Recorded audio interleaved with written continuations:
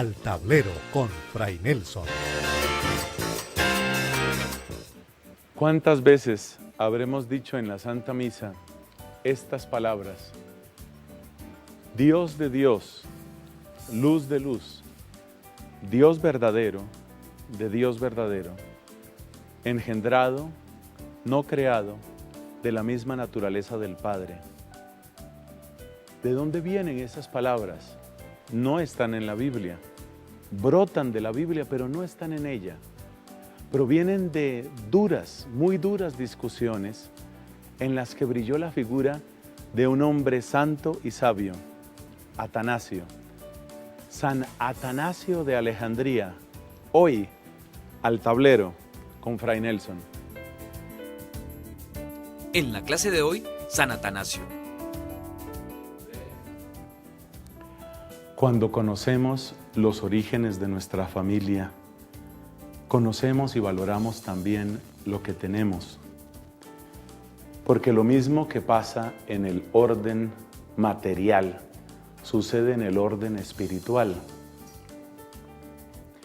¿Por qué tenemos una cultura? ¿Por qué tenemos una lengua? ¿Por qué tenemos una infraestructura también mala o buena? ¿Por qué la tenemos? Porque hay otros que nos han precedido, que han trabajado, que se han esforzado. Lo mismo sucede en el orden espiritual. Las grandes discusiones, las dificultades doctrinales del pasado fueron ocasión para que se construyera de una manera valiente y muchas veces en medio de grandes disputas la elaboración doctrinal, es decir, para que llegáramos a tener una cierta certeza, un camino firme en la proclamación de nuestra fe.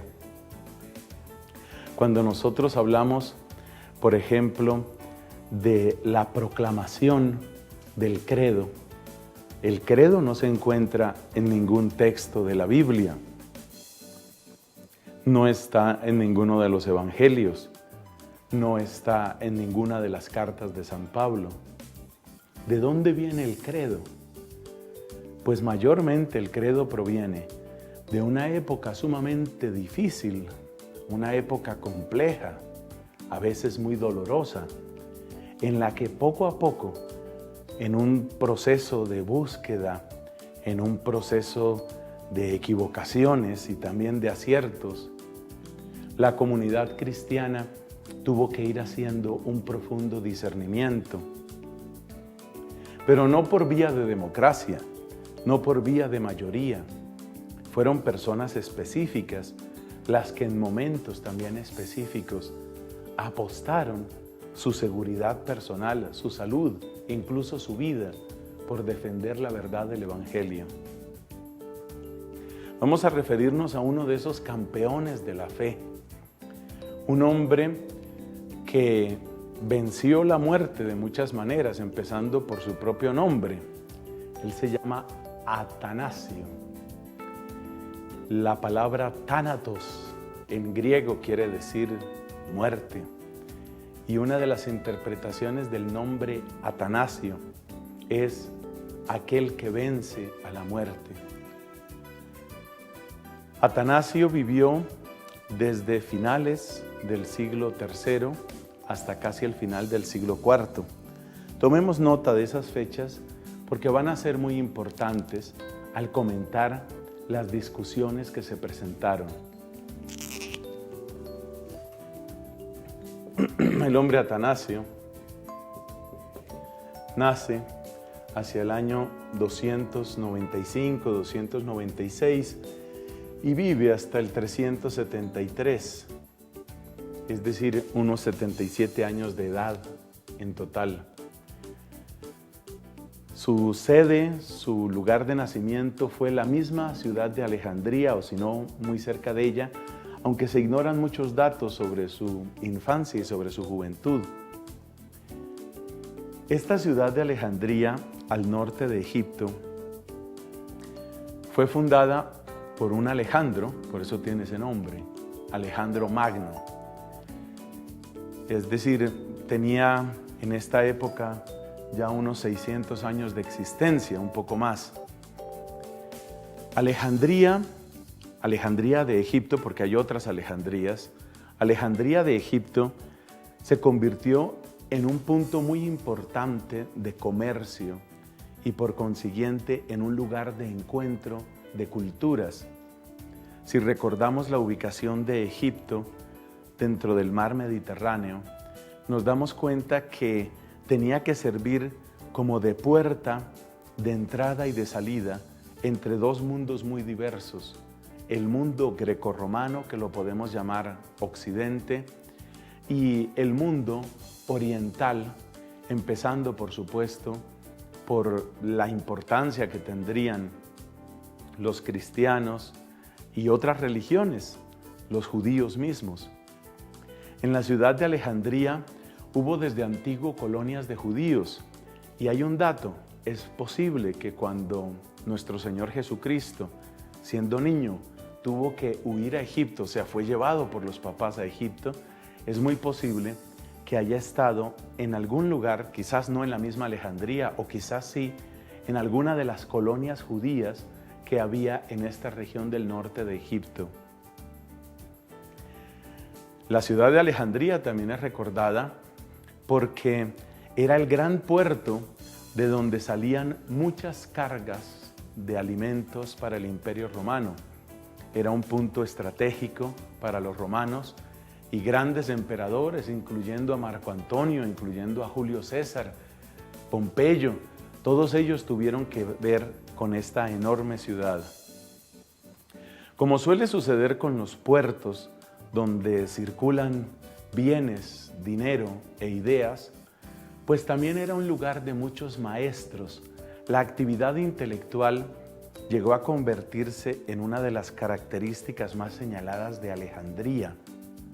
No es extraño entonces que los cristianos que vivían en ese lugar tenían que enfrentar desafíos más fuertes y más frecuentes de los que se tenían en otros sitios. Podemos decir que es como vivir en una gran ciudad universitaria.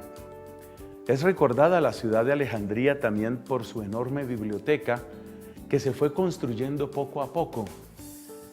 Esa biblioteca en un momento dado fue el mayor depósito de la sabiduría antigua, incluyendo la sabiduría de los filósofos y de los científicos griegos.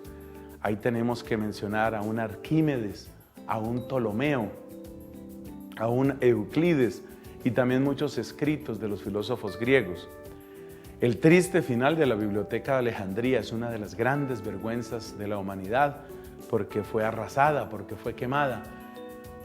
Pero esa historia habría que contarla en otro momento.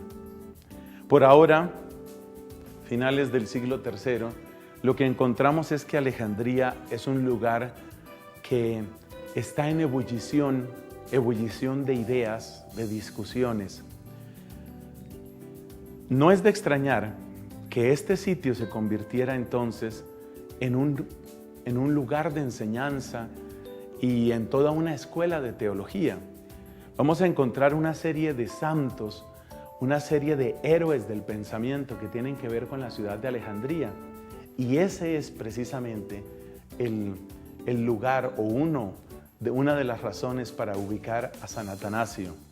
Es de los grandes de la escuela de Alejandría.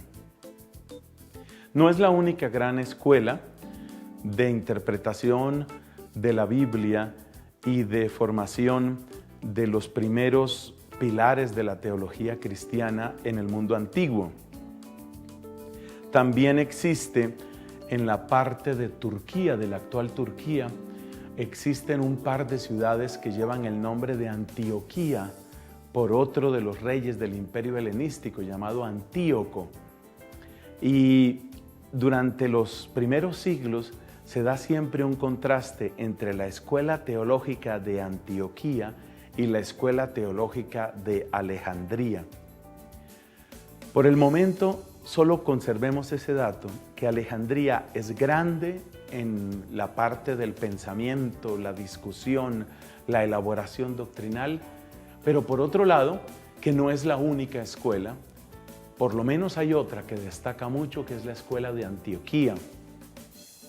Por supuesto, como estos primeros siglos son siglos de enormes persecuciones, no podemos esperar demasiada elaboración teológica en la ciudad misma de Roma. El obispo de Roma y los presbíteros y los cristianos de Roma, podemos decir que son los primeros que van a sufrir el impacto de las grandes persecuciones. El ambiente de Roma en estas circunstancias no es el más apto para la tranquilidad necesaria, para la serenidad necesaria en una elaboración teológica de cierta profundidad. Por otro lado, el hecho de que haya tiempo y que haya ocasión o que haya manera de pensar y de razonar y de especular, eso no significa que se acierte en todo. En esta misma región de Alejandría aparece un hombre que ya lo hemos mencionado en otro de estos nuestros programas de Cristovisión. Este hombre se llama Arrio. Es un sacerdote que vive hacia mediados del siglo III y que empieza a predicar, empieza a enseñar, como ya dijimos, eso era bastante frecuente en esa región, y buscando como aumentar la espiritualidad de la gente, animarlos a una vida más espiritual, pues él hace una serie de predicaciones y de enseñanzas sobre Dios, sobre Cristo, sobre los misterios del Evangelio. En concreto, refiriéndose a Jesucristo, Arrio hace una distinción muy fuerte entre la gloria y el honor que merece el Padre de nuestro Señor Jesucristo y la gloria que merece el mismo Cristo. Entonces, el planteamiento que hace Arrio es que en un momento dado estaba Dios Padre solo. Solo estaba el Padre. Y después de un tiempo, el Padre, como primera entre todas las criaturas, como la más excelsa de las criaturas, pues creó al Hijo. O sea, el Hijo sería parte de la creación.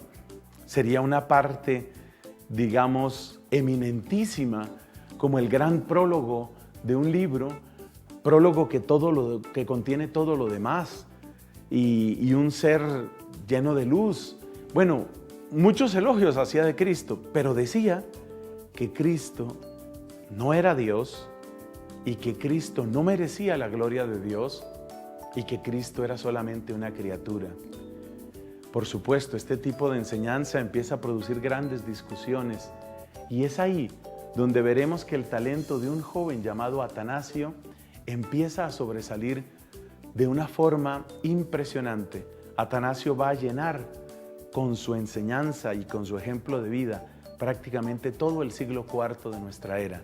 En un momento vamos a ver cuál es la respuesta de la Iglesia y cuál es la respuesta de Atanasio frente a estos planteamientos de Arrio. Ya regresamos con Al Tablero con Fray Nelson. Seguimos con Al Tablero con Fray Nelson. A través de las comunicaciones que ustedes nos han enviado, hemos conocido de sus inquietudes.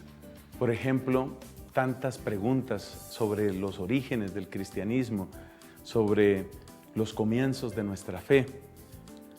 Con esto estoy diciendo que las opiniones, las críticas, las sugerencias de ustedes son muy importantes. Envíenlas, por favor, a la siguiente dirección. Es simplemente el nombre de este programa, Al Tablero con Fray Nelson. Eso lo escribimos sin guiones, sin espacios. Y luego, por supuesto, es un correo electrónico, entonces tiene el signo de los correos electrónicos, @cristovision.org. cristovision.org. Esta es la dirección a donde has de escribir para dar tus opiniones, tus comentarios, tus preguntas sobre esta serie en la que vamos avanzando de historia de la Iglesia, historia primitiva, o sobre otros temas que también quieras preguntar. Y te tengo otra dirección, amigos@cristovision.org. www.fraynelson.com es la dirección a donde puedes escribir si deseas recibir evangelización católica todos los días. Es un servicio gratuito, por supuesto. Amigos, @fraynelson.com. Y para las preguntas y sugerencias y críticas al tablero con Fray Nelson, @cristovision.org. Que Dios te bendiga.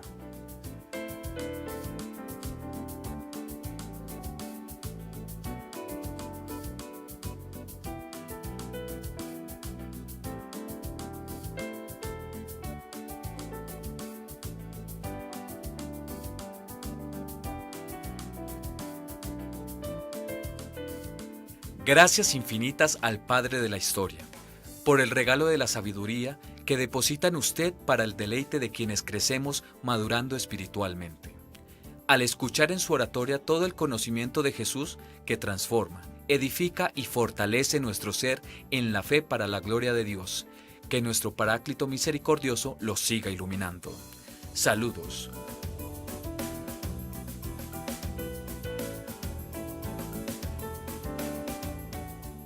Hola Padre, estoy escuchando por internet muchos de sus temas, estoy muy contenta. Saludos del Padre que lo llama por teléfono, que está preocupado por los cristovidentes. Quiere saber si entendemos y me parece bien que toque todos los temas, todos son importantes. Un abrazo. Berta Guayapa, Perú.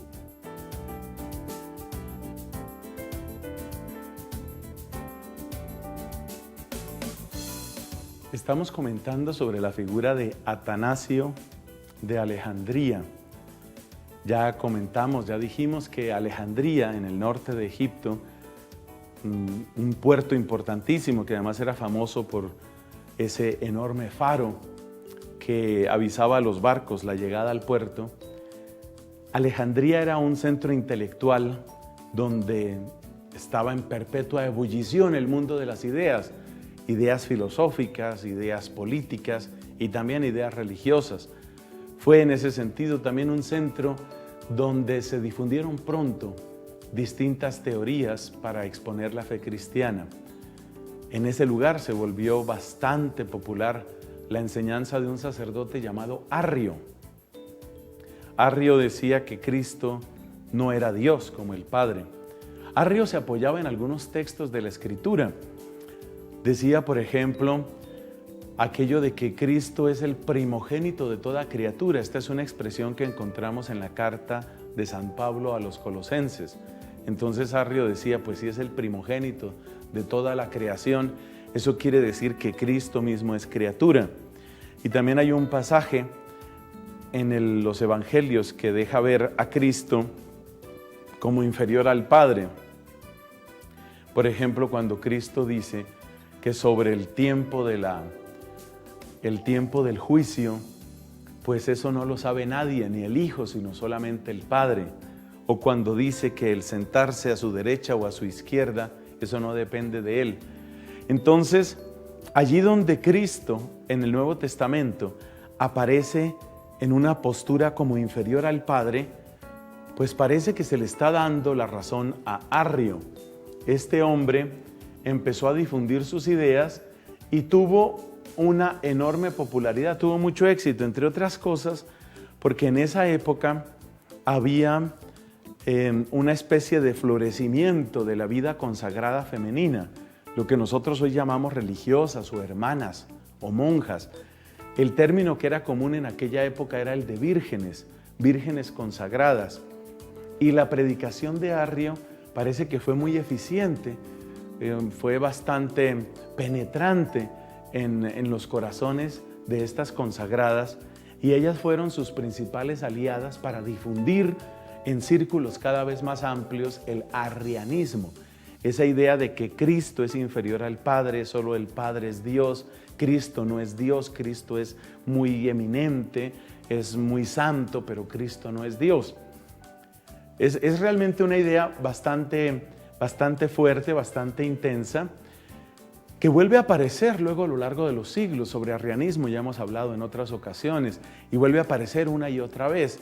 Muchos también en nuestra época, cuando van a hablar sobre Jesucristo, creen que hay que destacar sobre todo el aspecto humano de Jesucristo y creen que la manera de destacar el aspecto humano es en detrimento de lo que más adelante la Iglesia definiría como las dos naturalezas de Cristo. Es decir, hay gente que cree que para afirmar que Cristo es verdadero hombre hay que quitar que es verdadero Dios. Pero esa terminología todavía no se utiliza en esta época, eso vendrá siglos después, en otro concilio que se llama el Concilio de Calcedonia.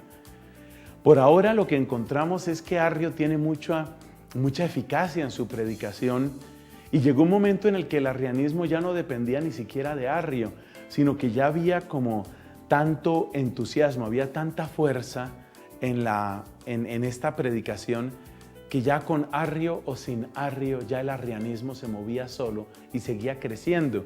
Y de hecho hubo muchos emperadores del Imperio Romano que fueron arrianos. Bueno, siendo así las cosas, uno de estos emperadores convocó en el año, no un emperador pero no arriano, sino uno que quería aclarar las cosas, convocó en el año 324 un concilio. Es decir, él dijo, bueno, ¿cómo vamos a resolver este problema teológico? Vamos a llamar a los obispos de todo el mundo.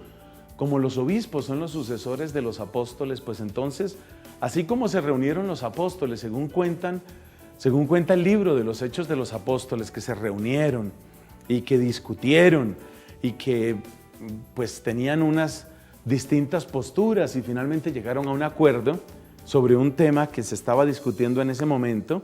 Eso está por allá en el capítulo 15 del libro de los Hechos de los Apóstoles. Pues así también este emperador dice, pues vamos a convocar un concilio. Es decir, vamos a reunir a los obispos de todo el mundo. Los obispos son los sucesores de los apóstoles, que ellos se reúnan y que oren y que conversen y que lleguen a alguna conclusión. Y reunió a los apóstoles, a los sucesores de los apóstoles en la ciudad de Nicea. Nicea, una pequeña población, podríamos decir, neutral hasta cierto punto, y en ese año se reunieron estos obispos y por supuesto asistió también el obispo de Alejandría. El obispo de Alejandría en ese año se llamaba Alejandro, precisamente, era Alejandro I, Alejandro de Alejandría. ¿Qué tal esa expresión? Entonces, en ese momento, Atanasio, ¿qué era? Atanasio tenía unos 30 años de edad y él había sido ordenado diácono. Él no era sacerdote, él era diácono, pero era muy reconocido por su propio obispo, es decir, por Alejandro, era reconocido como un hombre de valer y un hombre de valor. Así que Atanasio hizo el viaje junto con su obispo Alejandro, hizo el viaje a la ciudad de Nicea, que queda en la actual Turquía.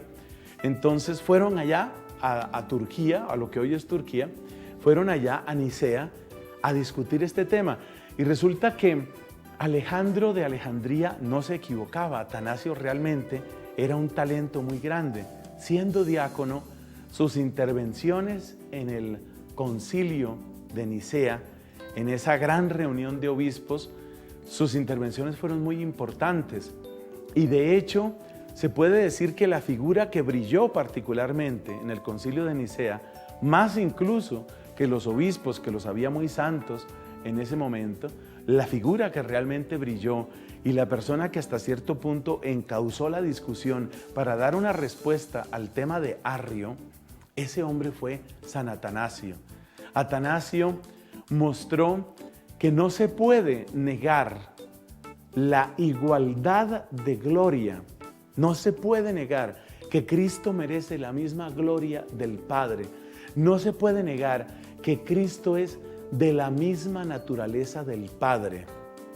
Esa expresión en griego se dice homoousios. Usía, en ese caso es, bueno, originalmente quiere decir sustancia, pero el vocabulario filosófico y teológico apenas empieza a elaborar. Homoousios, consubstancial se dice también, es decir, de la misma sustancia del Padre. Realmente Cristo no podría llamar con plena verdad, no podría llamar a Dios su Padre si no fuera de la misma sustancia.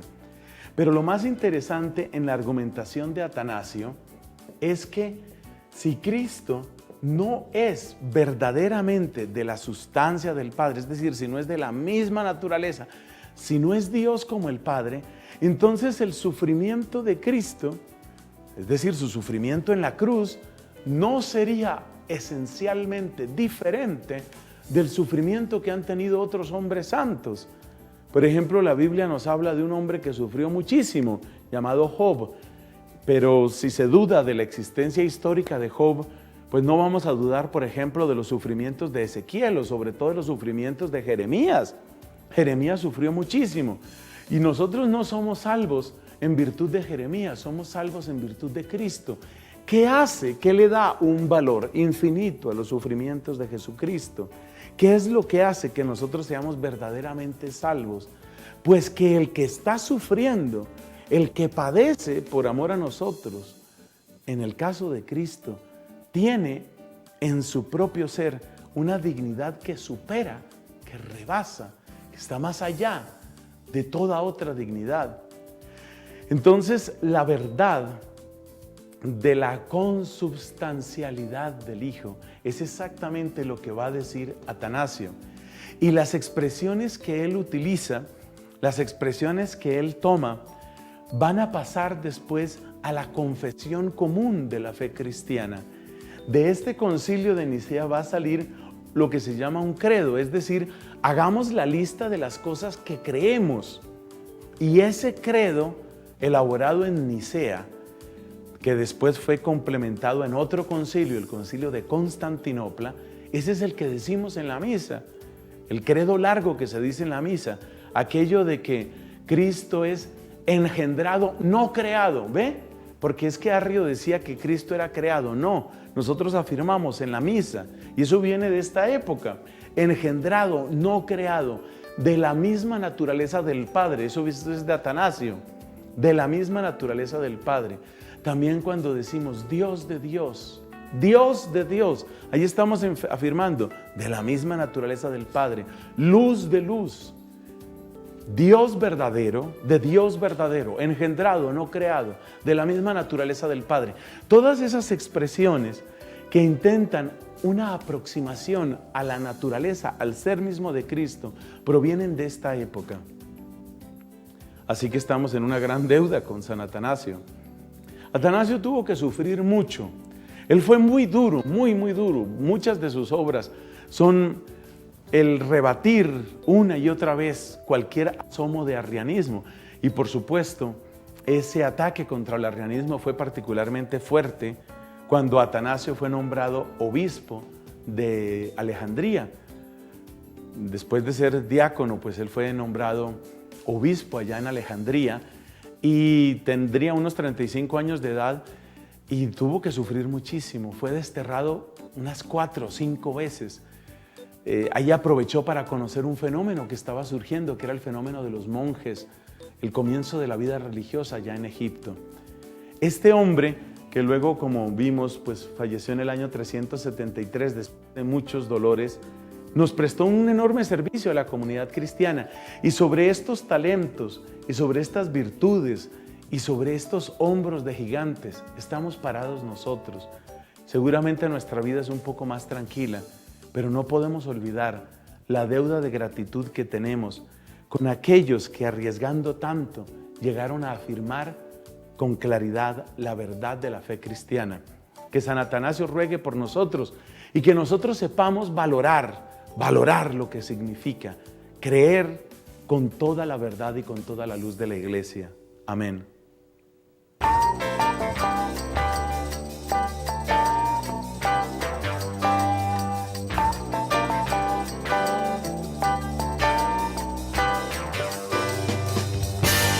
Al tablero con Fray Nelson.